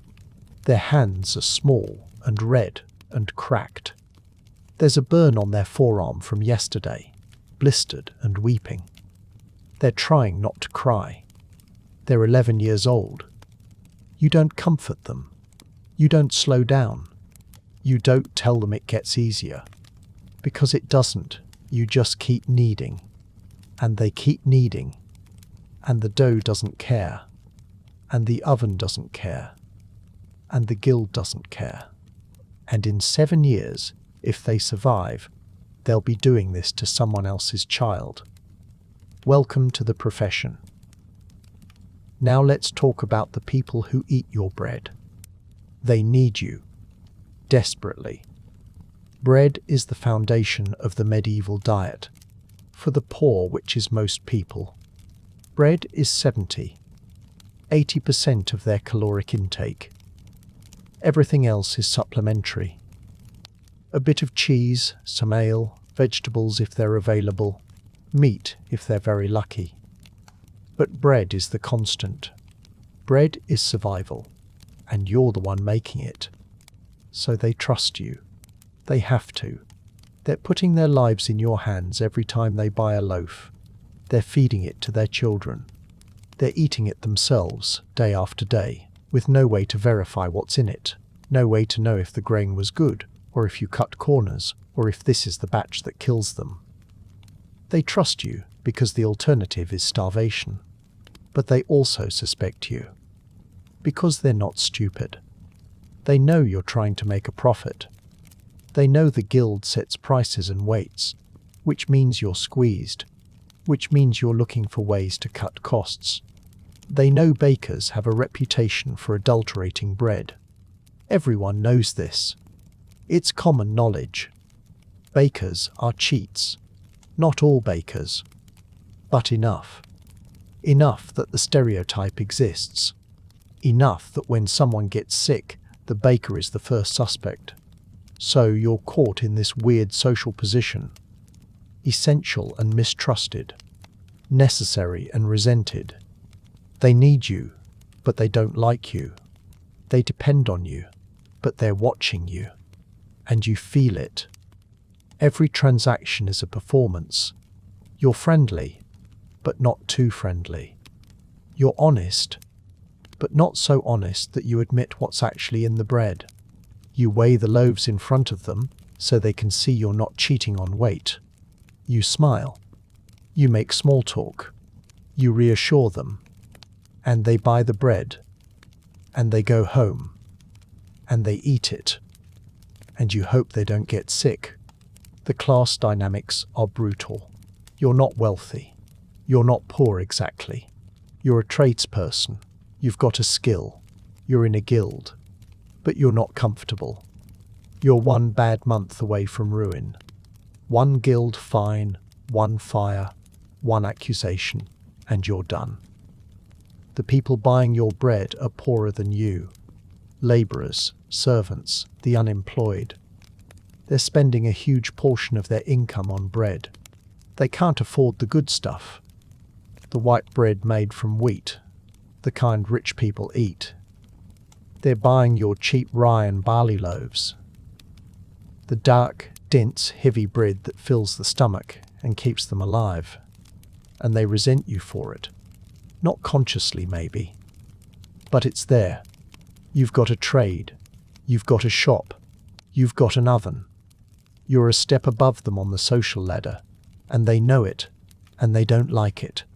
So when something goes wrong, when people get sick, when there's a shortage, when the bread is smaller or darker or harder than usual, they blame you. Loudly. Publicly. You're standing in the market and a woman is shouting at you. Her child is sick. Vomiting, fever, convulsions. She bought bread from you 3 days ago. Therefore, you poisoned her child. Did you? Maybe. Maybe the grain was bad. Maybe the additives were too much. Maybe it was ergot. Or maybe the child ate something else. Maybe they drank bad water. Maybe they were already sick. You don't know. She doesn't know. No one knows. But she's shouting. And people are listening. And now everyone in the market is looking at you. And you have to respond. You can't say, I don't know. That sounds guilty. You can't say, it wasn't my bread. That sounds defensive. You can't say, your child probably ate something else. That sounds callous. So you say, I'm very sorry. I hope your child recovers.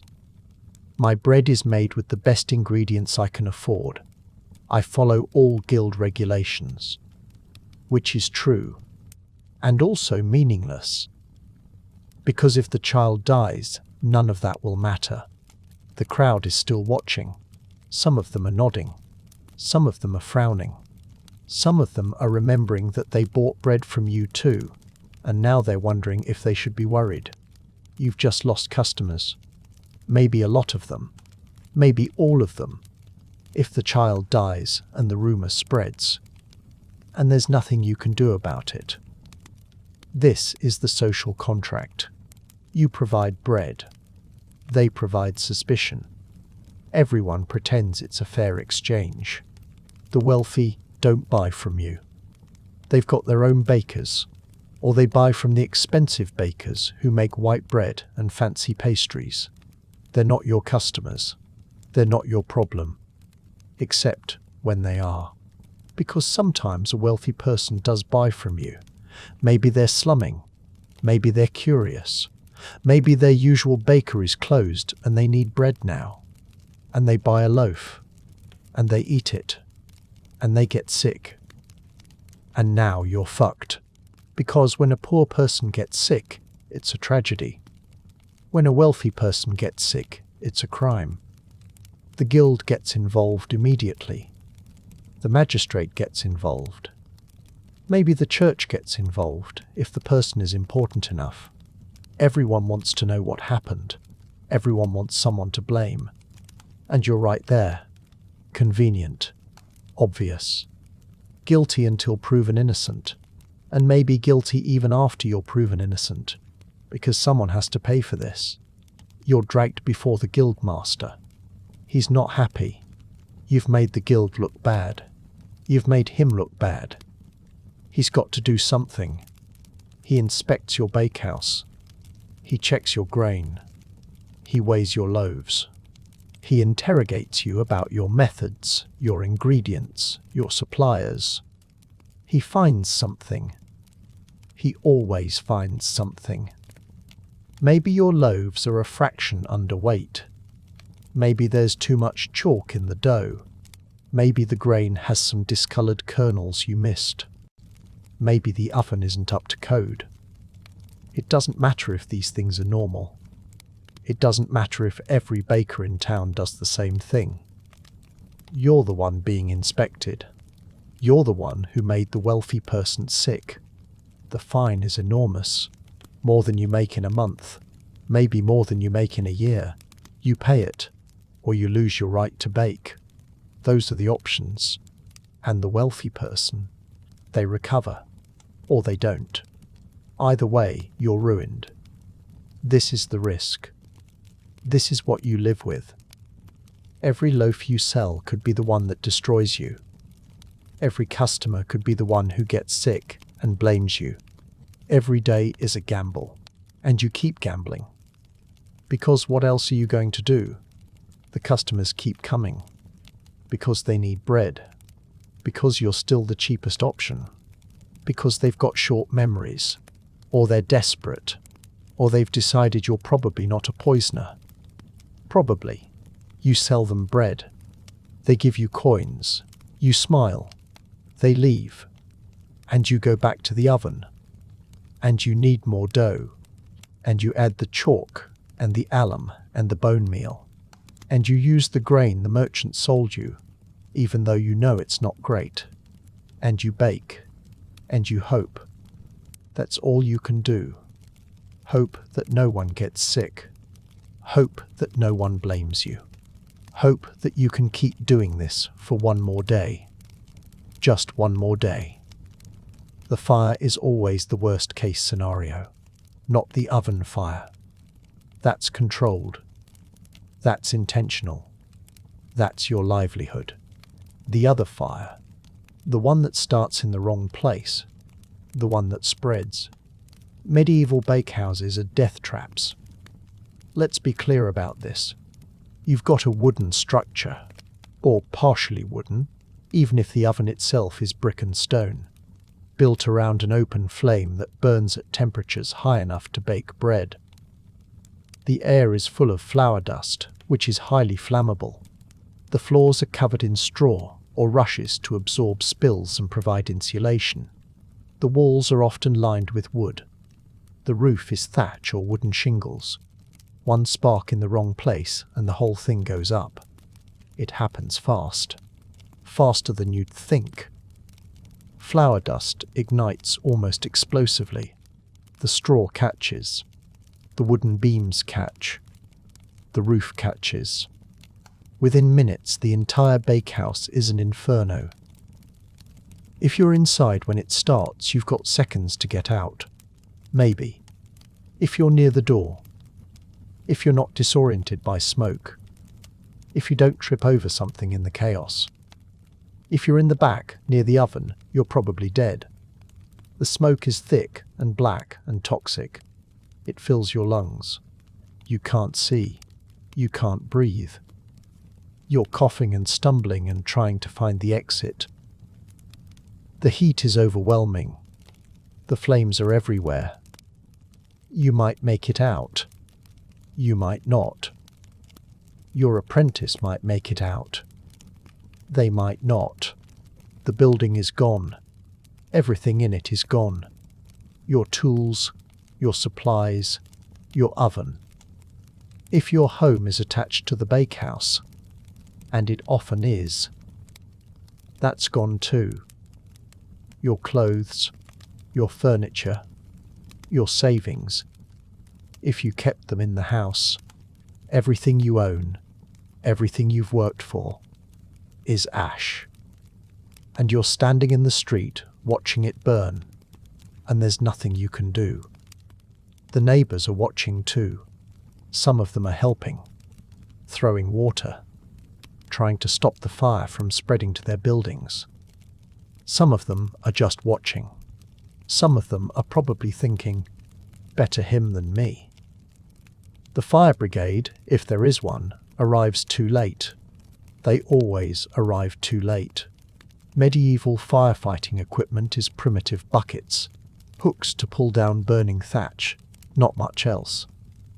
By the time they get there, the bakehouse is fully engulfed.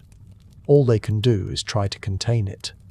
If the fire spreads, if it catches the neighbouring buildings, you're not just ruined, you're liable. The neighbours can sue you. The town can fine you. You're responsible for the damage. Even if it wasn't your fault, even if it was an accident, even if you did everything right, you had a fire. It spread.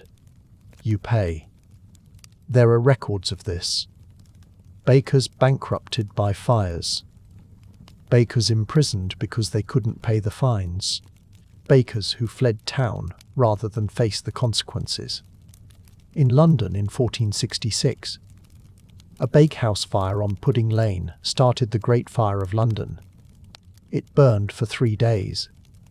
It destroyed 13,000 houses. It made 70,000 people homeless. The baker, Thomas Fariner, survived. His bakehouse didn't. Neither did a huge chunk of the city. Was it his fault? Probably not entirely. Fires were common. The city was a tinderbox. It was going to happen eventually. But it happened in his bakehouse. So it was his fire. His responsibility. His legacy.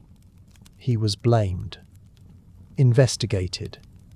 He claimed he'd checked the oven before bed, that the fire was out. Maybe he did. Maybe he didn't.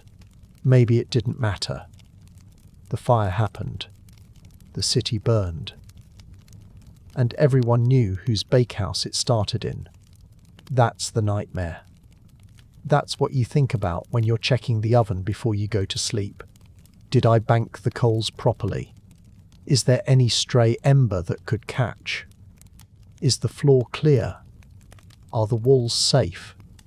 You check. You double check. You're paranoid about it. And you're still not safe. Because fires happen. Accidents happen. A gust of wind blows an ember onto the straw. A rat knocks over a candle. A beam cracks and a coal falls through. 100 things can go wrong. And when they do, you lose everything. Some bakers never recover. They're done. They can't afford to rebuild. They can't afford the fines. They end up as labourers or beggars, or they leave town and try to start over somewhere else. Some bakers do recover. They borrow money. They rebuild. They go back to work, and they live with the fear, every day, every night. The fear that it will happen again. You're lying in bed and you smell smoke. You jolt awake. Is it the oven? Is it a fire? You get up. You check. It's nothing. Just the residual smell from the day's baking. You go back to bed. You don't sleep well. This is normal. This is life. This is what it means to be a baker. The oven is your livelihood, and it's your greatest threat, and you can't have one without the other. So you live with it. You manage the risk. You're careful. You're vigilant. And you hope you're lucky. Let's talk about the guild. The guild is everything. It controls who can bake, where they can bake, what they can charge, how much their loaves can weigh, what ingredients they can use. It protects you from competition. No one can just set up a bakehouse and start selling bread without guild approval. It provides some legal protection. If a customer accuses you of something, the guild investigates before the magistrate gets involved.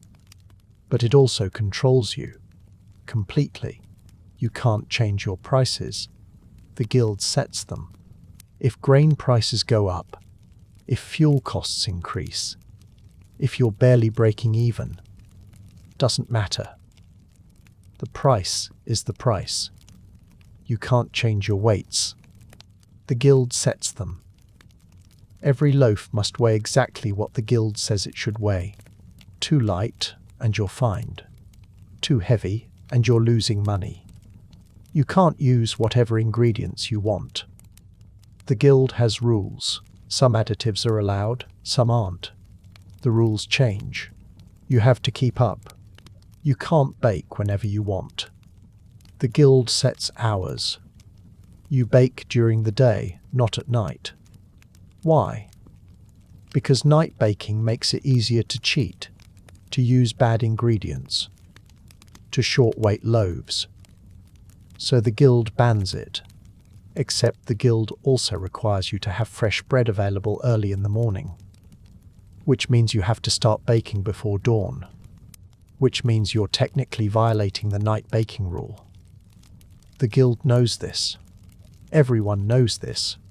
But the rule stays on the books, because it gives the guild leverage. If they want to fine you, if they want to punish you, they can always cite the night baking rule. You're always in violation of something. Always. The rules are designed that way. The guild inspectors come around regularly. They weigh your loaves. They check your ingredients. They inspect your oven. They ask questions. If they find a violation, you're fined. The fine goes to the guild. The guild uses it to fund whatever the guild wants to fund. Feasts mostly. The guild masters eat well. You don't. The inspections aren't random. They're targeted. If the guild master likes you, if you've paid your dues on time, if you've been cooperative, the inspections are light. Perfunctory. They weigh a couple loaves, nod, leave. If the guildmaster doesn't like you, if you've complained, if you've been late on dues, the inspections are thorough. They weigh every loaf. They check every ingredient. They find violations. You're fined. Heavily. This is how the guild maintains control. Not through fair enforcement of reasonable rules, through selective enforcement of impossible rules. You can't fight it. If you complain, you're fined more. If you refuse to pay, you lose your right to bake. If you try to bake without guild approval, you're shut down. Forcibly. The guild has the authority. The law backs them up. So you pay. You comply. You keep your head down, and you watch as the guild masters get richer and you stay poor. The guild also controls who gets to become a master baker. You can't just finish your apprenticeship and open a shop. You have to apply to the guild. You have to pay a fee, a large fee. You have to prove you're competent. You have to have the guild's approval. And the guild doesn't approve everyone. If there are already enough bakers in town, the guild says no. They don't want competition. They don't want to dilute the market, so you stay a journeyman. You work for someone else. You make wages, not profits. If you're not well connected, the guild says no. If you don't have family in the guild, if you don't have a sponsor, if you're not part of the right social circles, you're not getting approved. If you can't afford the fee, the guild says no. Obviously. So the guild perpetuates itself. The same families stay in control. The same people get the opportunities. Everyone else works for them. This is the system. This is how it's designed. And you're part of it, whether you like it or not. Some bakers try to work outside the guild. They set up in the countryside, away from town jurisdiction. They sell bread to rural customers, to travellers, to anyone who doesn't care about guild approval. It's risky. If the guild finds out, they send enforcers. They shut you down. They confiscate your equipment. They fine you. They might beat you. But some people do it anyway, because the alternative is staying in the guild system, staying poor, staying controlled. Most of them fail. The guild is powerful. The guild has resources. The guild wins. A few of them succeed. They stay hidden. They stay small. They make just enough to survive. And they live with the constant fear that the guild will find them. You're in the guild. You pay your dues. You follow the rules. You get inspected. You get fined. You keep baking. Because this is the only way. This is the system. And you can't change it. So you endure it. One more day. One more fine. One more inspection. One more humiliation. And tomorrow, you'll do it again. Your body is breaking down. You're 35 years old. You feel 50. Your hands are gnarled and scarred. The burns have layered over each other year after year until the skin is thick and discolored and numb in places. You can't feel heat the way you used to, which is dangerous. You don't notice when you're burning yourself until you smell it. Your back is bent. 20 years of leaning over kneading tables, of lifting sacks of grain, of standing in front of the oven. Your spine has curved. You can't stand up straight anymore. It hurts to try. Your lungs are damaged. Years of breathing smoke and flour dust. You cough constantly. A wet, rattling cough that brings up phlegm. Sometimes blood. You ignore it. Everyone ignores it. This is normal for bakers. Your eyes are bad. The smoke has irritated them for so long that they're always red, always watering. You squint in bright light. You have trouble seeing details. You're going blind, slowly, and there's nothing you can do about it. Your joints ache. Your knees. Your elbows. Your wrists.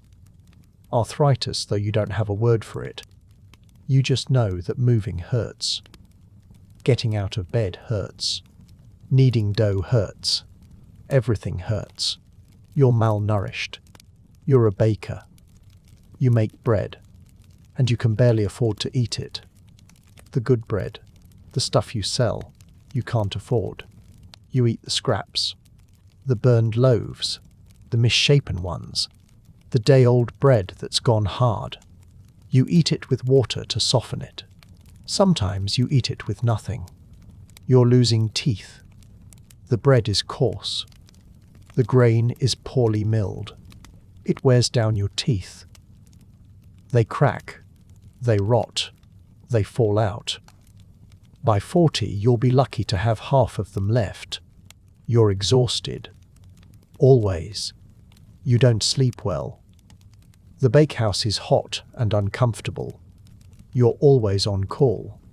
You wake up multiple times a night to check the oven, to restart the fire, to deal with problems. And even when you do sleep, it's not restful. You dream about fires, about inspections, about customers getting sick, about the guild shutting you down. You wake up tired. You go to work tired. You go to bed tired. This is your life. And it's not going to get better. There are no retirement plans, no pensions, no social safety net. You work until you can't work anymore. And then you depend on your family, if you have one. Or you beg, or you die. Most bakers don't live long. The work is too hard. The conditions are too harsh. 50 is old for a baker. 60 is ancient. You're 35. You've got maybe 15 more years, if you're lucky. And those years are going to be harder than the ones you've already lived. Your apprentice is watching you. They see the way you move, the way you wince when you need, the way you cough, the way your hands shake. They're seeing their future, and they're smart enough to be afraid, but not smart enough to leave. Because where would they go? What else would they do? This is the trade they're learning. This is the life they're inheriting, and they'll endure it. Just like you're enduring it. Just like every baker before you endured it. Because there's no alternative. You could quit. You could walk away. You could find some other work. Except you can't. You're a baker. It's what you know. It's what you're trained for. It's what the guild allows you to do. You could become a labourer, haul stones, dig ditches, break your back in a different way. You could become a servant, work for someone wealthier, trade your independence for stability. You could become a beggar, give up entirely. None of these options are better. They're all brutal. They're all grinding. They're all ways to survive until you don't, so you stay a baker. Because at least you know this brutality. At least you're good at it. At least you've got a trade, a skill, a place in the guild. At least you're not at the very bottom. You're close. But not quite. And that's something. That's enough to keep you going. One more day. Let's talk about what this all means. You're living in a system designed to extract maximum labor from you while giving you minimum security. The guild controls you. The customers suspect you. The work is dangerous. The pay is terrible.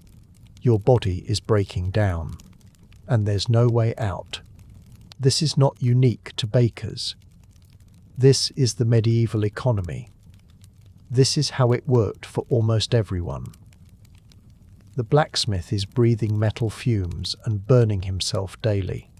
The tanner is working with toxic chemicals and rotting hides. The dyer is using poisonous substances that stain their skin and damage their lungs. The miner is underground in the dark, breathing dust, waiting for a collapse. Every trade has its dangers. Every trade has its exploitation. Every trade has its guild controlling prices and access and opportunity. You're not special. You're not uniquely suffering.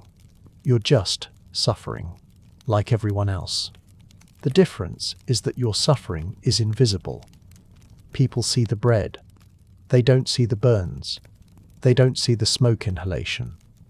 They don't see the ergot in the grain, or the chalk in the dough. They don't see the apprentice with the blistered hands, or the master with the bent back. They just see bread. And they assume it's easy. and they resent you for charging what you charge, even though the guild sets the price, even though you're barely surviving. This is the hidden cost of essential work. Someone has to make the bread. Someone has to do the dangerous, exhausting, body-destroying labor that keeps everyone else fed. And that someone is you. And you're not celebrated for it. You're not thanked. You're not compensated fairly. You're just tolerated until something goes wrong. And then you're blamed. This pattern repeats throughout history. The essential workers are the ones who suffer most, the ones who take the risks, the ones who get sick, the ones who die young. And they're the ones who get blamed when the system fails. The medieval baker is not a romantic figure. There's no nobility in this suffering, no glory, no heroism. There's just work. Dangerous, exhausting, necessary work. And someone has to do it. So you do it. You wake up before dawn. You light the oven. You grind the grain. You knead the dough. You bake the bread. You sell it. You hope no one gets sick. You hope the guild doesn't fine you. You hope the fire doesn't start. You hope you survive one more day. And tomorrow you do it again. Because the bread must be made. The people must be fed. The work must continue. And you're the one doing it. You're a baker. This is your life. This is your reality. This is what survival looked like for ordinary people in medieval Europe. No safety regulations. No workers' compensation. No health insurance. No retirement. No recourse when things went wrong. Just work. And danger. And the hope that maybe, just maybe, you'd make it through. Most people didn't. But some did. And their children became bakers. And their children's children. And the cycle continued. Generation after generation of people doing dangerous work for little pay, controlled by guilds, suspected by customers, breaking their bodies to make bread. This is history. This is what actually happened. Not the romanticized version. Not the sanitized version. Not the version where everyone was happy and life was simple and the past was better. The version where work was brutal and life was short, and most people suffered and died without anyone remembering their names. You're one of those people. You're a medieval baker. And this is your life. The oven is burning. The dough is rising. The customers are waiting. Get to work.